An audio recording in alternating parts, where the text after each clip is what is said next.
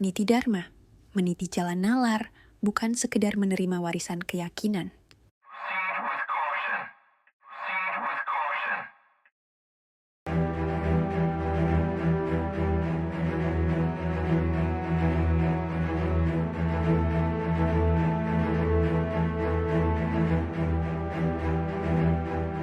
Tanah Papua bukan tanah kosong.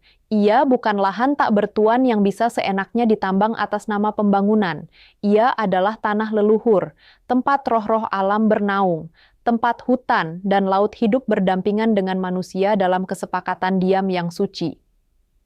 Beberapa waktu terakhir, dunia diguncang oleh kabar kerusakan lingkungan di Raja Ampat. Tanah surgawi itu, yang menjadi kebanggaan Indonesia di mata dunia, ternyata sedang dilukai oleh tambang nikel. Gunung digali, laut tercemar, hutan dirusak, demi logam yang katanya demi kemajuan.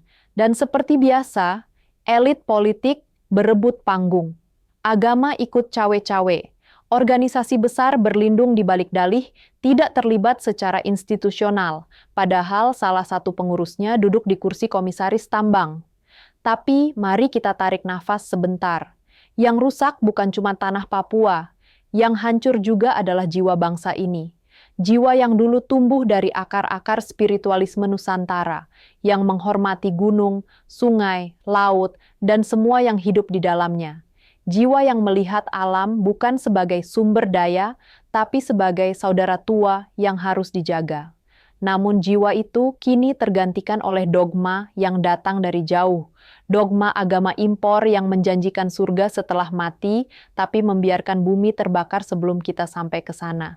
Di negeri yang katanya religius ini, ironisnya, kerusakan justru dilegalkan atas nama pertumbuhan. Keimanan dijadikan tameng, sementara kerakusan disembunyikan di balik ayat dan fatwa. Padahal, spiritualisme asli Nusantara tak pernah mengajarkan manusia menjadi penguasa atas alam. Ia mengajarkan kita menjadi penjaga, penjaga hutan, penjaga laut, penjaga kehidupan. Tapi hari ini, tanah Papua yang bukan milik Jawa, bukan milik negara, tapi milik rakyat Papua, diambil begitu saja. Alam yang seharusnya diwariskan ke anak cucu justru diwariskan ke investor. Beginilah akibatnya kalau kebijaksanaan lokal digantikan oleh dogma global. Kalau roh-roh leluhur dikalahkan oleh janji-janji politik dan dalih moralitas palsu. Beginilah ketika spiritualitas yang hidup digusur oleh agama yang hanya sibuk membangun gedung, bukan kesadaran. Negara ini terlalu lama diperintah oleh mereka yang hafal ayat tapi lupa bumi. Negeri ini terlalu banyak berdoa, tapi terlalu sedikit yang peduli pada air yang kita minum, tanah yang kita injak, dan udara yang kita hirup. Mungkin sudah waktunya kita kembali. Kembali ke kearifan lokal. Kembali pada spiritualitas yang bersujud di bawah pohon, bukan di atas tambang. Karena surga yang sebenarnya bukan terletak di langit, tapi di hutan Raja Ampat, yang kini sedang sekarat.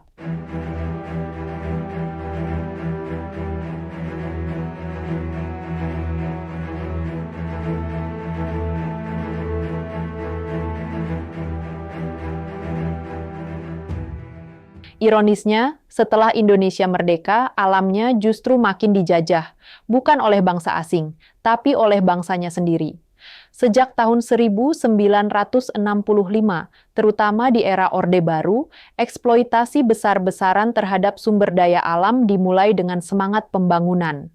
Hutan dibabat, sungai dicemari, tanah digali, dan laut dijadikan tempat buangan limbah. Semua atas nama pertumbuhan ekonomi. Tapi siapa yang tumbuh?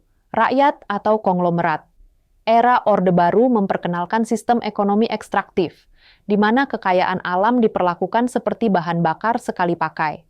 Deforestasi massal terjadi untuk industri kayu dan sawit. Tambang emas, batu bara, dan nikel menggali isi perut bumi tanpa ampun. Air jadi racun, tanah jadi mati, dan manusia dipaksa pindah dari kampung halamannya demi proyek-proyek besar. Lucunya, di zaman penjajahan, alam kita justru masih lebih asri. Belanda, Portugis, Inggris datang untuk rempah-rempah. Hasil kebun, hasil tanah yang tumbuh, bukan isi perut bumi yang dikeruk habis-habisan. Rempah-rempah seperti cengkeh, pala, kayu manis, itu semua tanaman, bukan tambang. Mereka menghargai apa yang tumbuh, bukan apa yang dihancurkan. Sementara sekarang, setelah kita merdeka, kita justru mewarisi sistem ekonomi yang lebih rakus dari penjajah. Kita tidak lagi berdagang dengan hasil bumi, tapi menjual isi bumi. Tidak lagi memanen kehidupan, tapi menggali kematian. Akibatnya, keanekaragaman hayati Indonesia yang dulu jadi surga dunia, kini terancam punah. Hutan hujan tropis yang jadi paru-paru dunia ditebang setiap hari.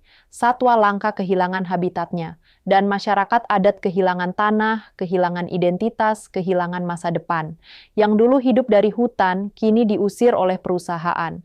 Yang dulu menjaga alam, kini dikriminalisasi karena melawan perusakan. Konflik sosial pun tak terelakkan. Dari Sumatera, Kalimantan, sampai Papua, suara rakyat sering dibungkam oleh kekuatan modal. Negara berdiri bukan di sisi rakyat, tapi di sisi pemilik tambang dan investor asing.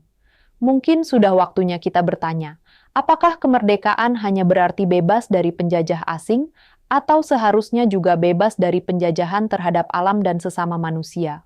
Tapi pernahkah kita bertanya, kenapa alam Nusantara dulu bisa begitu seimbang dan subur, sampai menjadi daya tarik bagi banyak bangsa asing untuk membeli dan mengambil hasil rempah-rempah kita?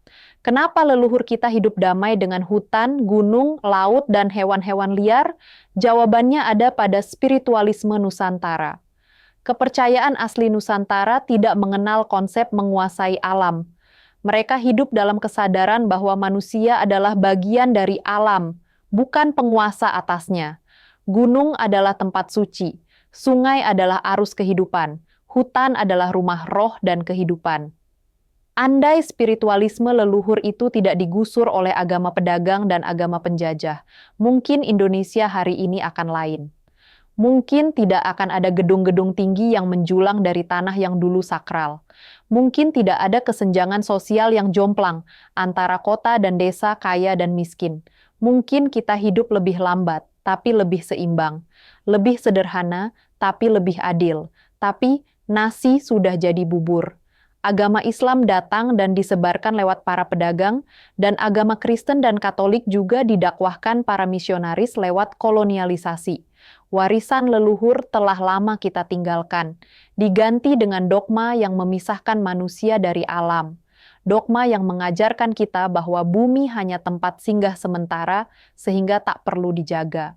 Tapi ini adalah panggilan untuk kembali sadar. Kita bisa memilih untuk kembali menghormati alam, kembali pada spiritualitas yang melihat pohon sebagai guru, sungai sebagai penyembuh, dan tanah sebagai ibu. Bukan sekadar komoditas ekonomi. Sudah cukup kerusakan, sudah cukup keserakahan.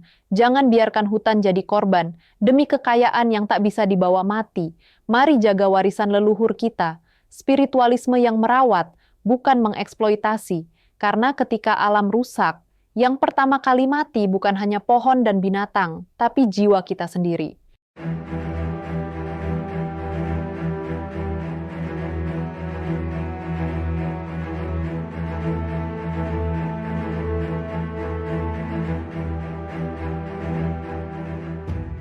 Pernahkah kita bertanya, mengapa negara-negara paling bersih di dunia dan paling merawat alamnya justru bukan yang paling religius?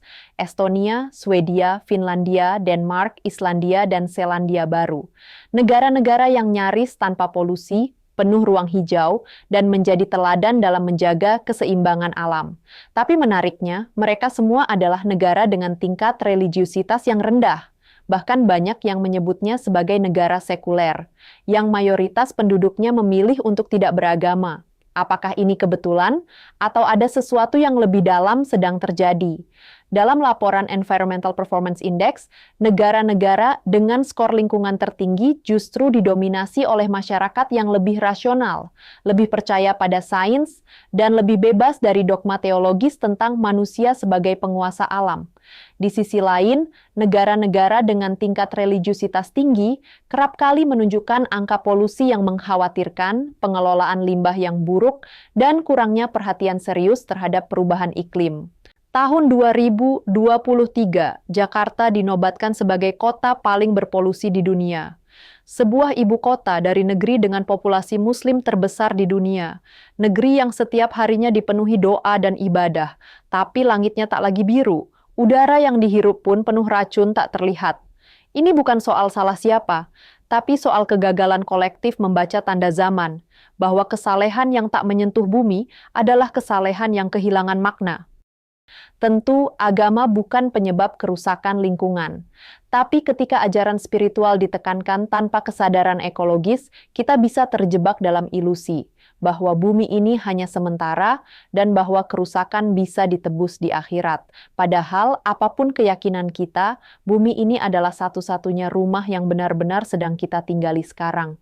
Mungkin justru karena sekularisme memberi ruang pada akal dan sains, karena mereka tak menunggu janji surga, tapi sadar bahwa surga harus dirawat di bumi, hari ini, di sini, oleh kita.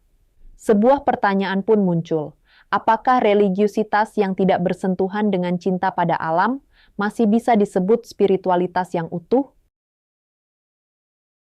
Data dan korelasi empiris negara sekuler skor lingkungan lebih tinggi, berdasarkan Environmental Performance Index, EPI, indeks yang menilai kinerja lingkungan, kualitas udara, energi, iklim, air, biodiversitas.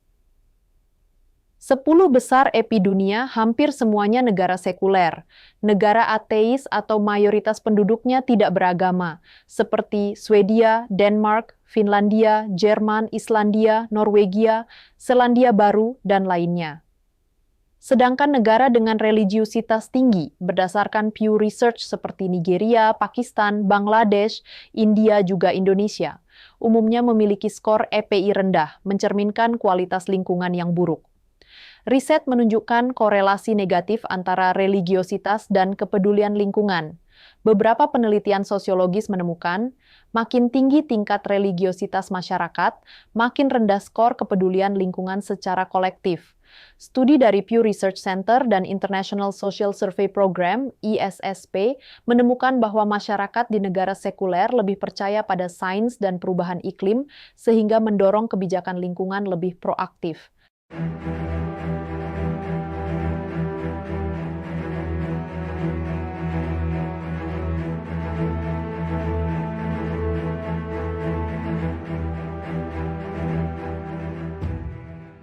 Buat apa beragama jika pada akhirnya justru ikut merusak alam dan lingkungan? Jika kesalehan kita tidak menyentuh bumi, jika ibadah kita tidak membuat kita lebih peduli pada kehidupan selain manusia, maka mungkin yang perlu kita koreksi bukan dunia, tapi cara kita memahami Tuhan. Mari kita renungkan bersama. Dan jika konten ini menggugah batinmu, dukung perjalanan channel ini dengan cara sederhana. Klik like, subscribe, dan bagikan kepada mereka yang masih percaya bahwa spiritualitas sejati tidak merusak bumi, tapi merawatnya dengan kasih, hidup harmoni dengan alam dan kesadaran terhadap lingkungan.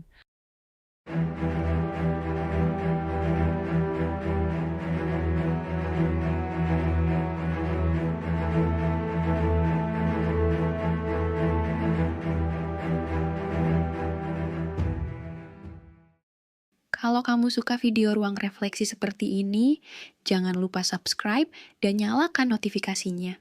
Sampai jumpa di video berikutnya, di mana kita terus belajar, bukan untuk merasa diri benar, tapi untuk jadi manusia yang lebih sadar.